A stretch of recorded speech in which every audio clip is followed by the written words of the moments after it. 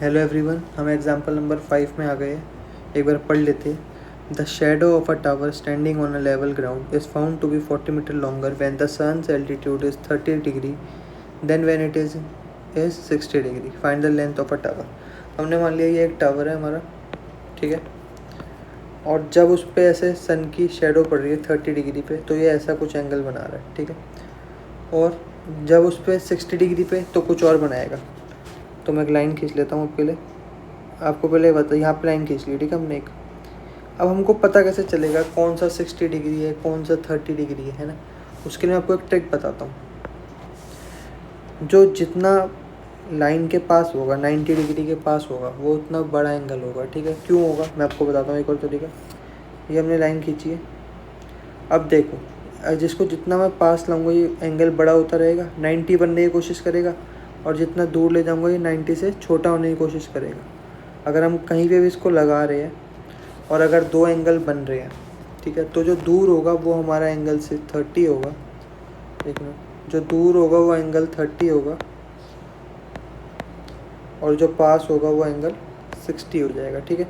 इतना ही बस आपको समझना है। और वो क्या बोल रहा है कि ये पूरा एंगल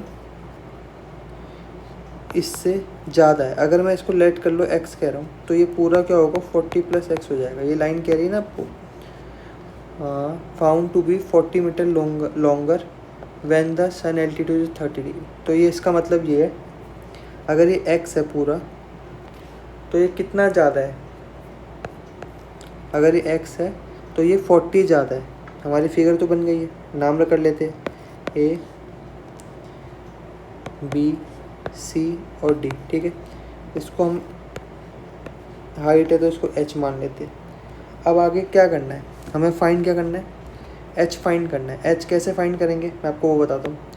सबसे पहले हम इस छोटे वाले ट्रायंगल में लगाएंगे। क्या करेंगे इसमें, अगर हमें x पता है तो h निकालना है, तो सीधा लिख सकते हैं। और फिर बड़े वाले में भी सेम करना पड़ेगा।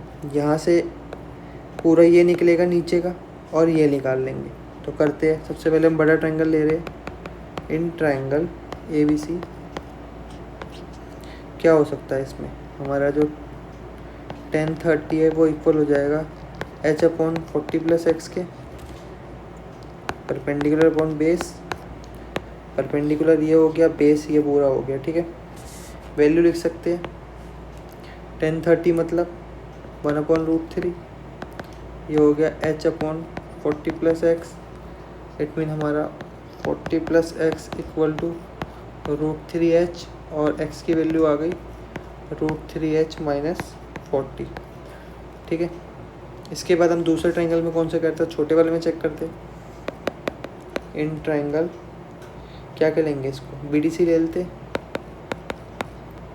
आगे क्या करना है हमने वो देखते हैं। इसमें भी हम 10 लेंगे। 10 60 = h/x।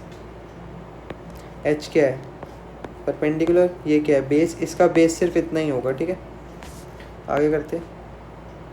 x की वैल्यू हमने निकाली थी प्रीवियसली, वहाँ से लिख लेंगे। और √6 ये 10 60 की वैल्यू होती है इतनी, h/√3h - 40।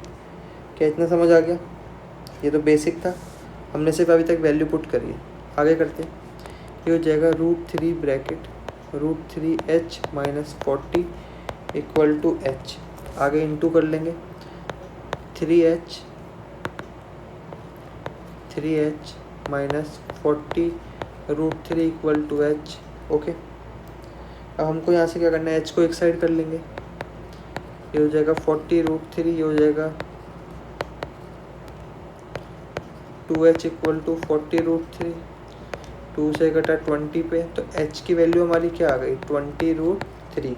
और हमें यही फाइंड करना था कि इस पूरे की वैल्यू कितनी है 20 √3। आई होप आपको समझ आया होगा। अगर आपका डायग्राम बन जाता है तो आपका क्वेश्चन बहुत ईजी हो जाता है, क्योंकि इसमें नंबर कहाँ कटते हैं, डायग्राम बनाने में। बच्चे क्या करते हैं, गलत डायग्राम बना लेते हैं, ठीक है। डायग्राम बनाया उसके बाद तो सीधा कैलकुलेशन है। एक बार आपको यहाँ से वैल्यू निकालनी थी इसकी, एक बार यहाँ से वैल्यू निकालनी थी, उसके बाद उनको सॉल्व करना था। हो गया, सिंपल था क्वेश्चन, ऐसा कोई मुश्किल नहीं था, ठीक है। Thank you.